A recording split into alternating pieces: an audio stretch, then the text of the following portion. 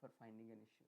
Right now, in this specific test case I am running, let's not worry about what this test case does, but I'm specifically interested in something here. I'll just give a small background.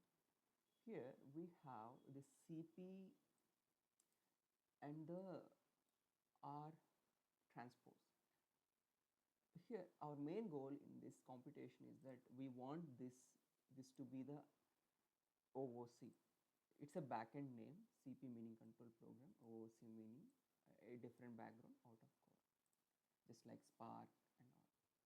Now I need to change this, but to change this I need to understand where this is actually coming from. So generally, right now, since I already have some background, I'll go to the place where it's more likely the issue. So this is the one, and this is an aggregate binary operation. So I'll go to that high level operator, aggregate binary operator. Then I'll put a breakpoint there on it, and I'll try to run this. But while running that, I just need to do one more thing. So I think I just ran the whole test cases, or only one test. So now you could see, if you click on this button here, so now the debug mode enabled and the debug screen is coming up. I need to click on the view breakpoints. The thing is, there are a lot of breakpoints from previous debugging sessions of mine. So what I'd like to do, I'd like to take only the one that presently interests me, which is the test case aggregate binary 627th line, which would be this one I'll take. So for that, what I'll do, I'll just unselect, deselect everything else other than that line. If you would want to insert them later on, you can simply already take them. So there is a nice way to actually keep the breakpoints. Great. Now that I have this thing going, and let me go for the next breakpoint, which would directly go to this one. So the moment there is a reading of y, and we see there is a output.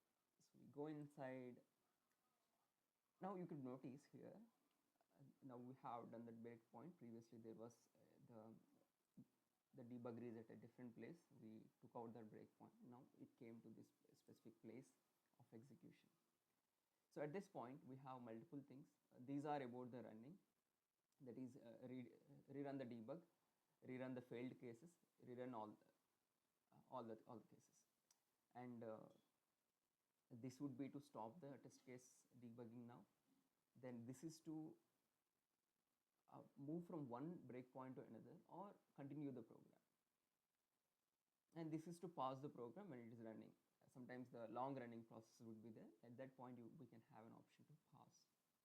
So this would be to step over just one line, not the whole thing. You can simply step over one line, and this one is to step into this program, step into each line. That is, whenever a line may be a function, if you do the step over, what we'll do is it passes after that function. But if we want to go inside that function, see what it does, we need to click on this one. So let me go and step into. You see this one? There's a federated output. It went inside, and we can actually step out also. So now we came back. It's just one level. After that, we got that it's not federated instruction, so we will be getting this one, execute CP. So the output of this would be, let us say, and actually we can see all of the information here. Could see in the light graphite lines the output at each point. It's a very nice way to represent. So here, see, next to this private method you have execution type, and what is the value of x. It's a high level operator. What is the value of y? What are the number of threads? So these values, everything you get in the right side in graphite, small graphite lines that actually represents something that's not actually code but context level data. Now that we got this information, so what we need to know is we can actually let me put one more breakpoint maybe here in input org type, right? They are going to use it here, no? Just let me check. So we can actually check the values. Input reorg type, no? So next,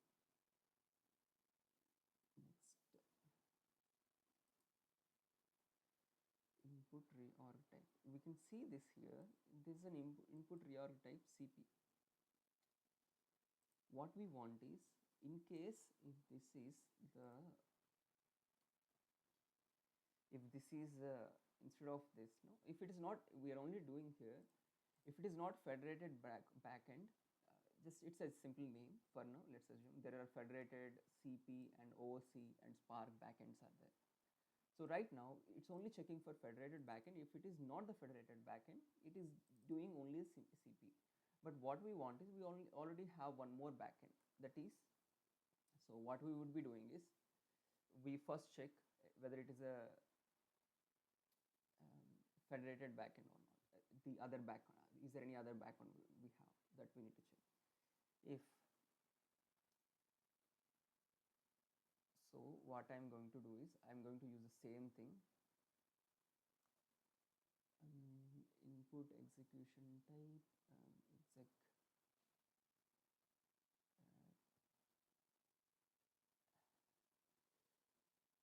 federated output no, then since let me just get the syntax here and all. So what I would need to do is I need to find a way to figure out how I can make it in such a way that if it is OOC backend, that exec type is OOC, then it should give exec type CP. I'll go for that then. So how can I do that? And once I do that, exec, so if it has a federated output, it would be like this, and else choose this, and if exec type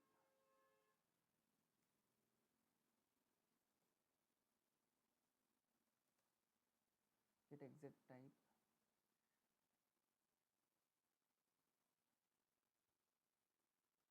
C,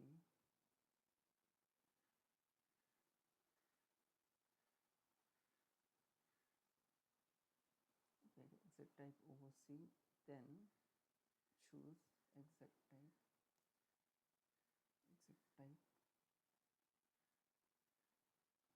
OOC, else choose CP.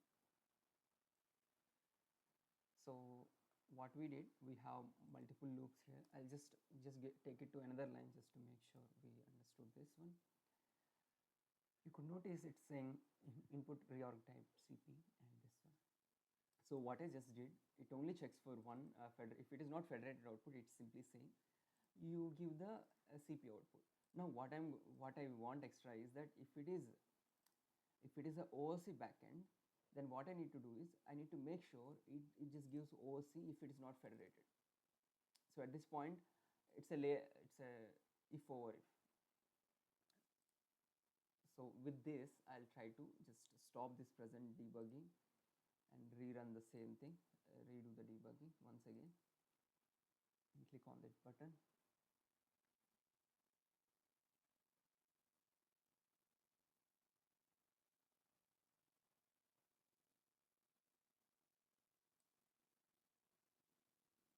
Okay, let's see how it goes. The important thing about debugging is that most of the time you feel like you are hitting a wall instead of making a meaningful progress. But each iteration we should try to get a little bit more data than the previous iteration. And we need to figure out how to get that minimum amount of data or the next amount of data what we can gather for solving the debugging problem. Okay, now we are at this stage, now we are here, then I'll go a step further. You could notice I'm just a step further in the lines. If I do this one, it will go from here to here. That is the difference between the resume program and step over. Now you could notice that okay, now I'll just go a bit ahead. So now you could notice input reorg type is the OOC. Now, so let us see, let me go ahead and then run the whole program. Let's see what happens in the console. Okay, so I'm supposed to get OOC transpose and it's still not solved. This one I think I got. I'm not sure if it was there previously or not. Some of them we already had RC like this, and but we want it for everything. Okay. Anyways, so this is a state where we came to. Okay, that is how we actually debug problems like these. And if we can go further, there is one more step that we can actually look into. That is, so if you noticed, there is a evaluation method place here. Evaluate expression is there. Here you can actually evaluate. That is y dot get exec type.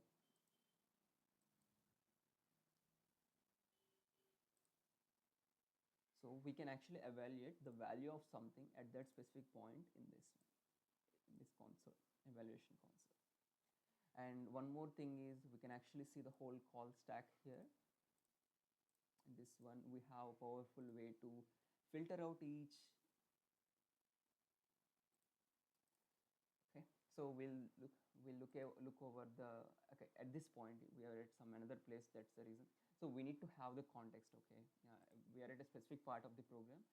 Then only we'll be able to see the value of that specific place. Okay, not that everywhere you will be getting the evaluation function.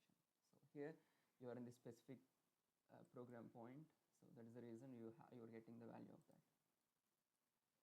Now, so you have an option, you have a powerful way to actually get.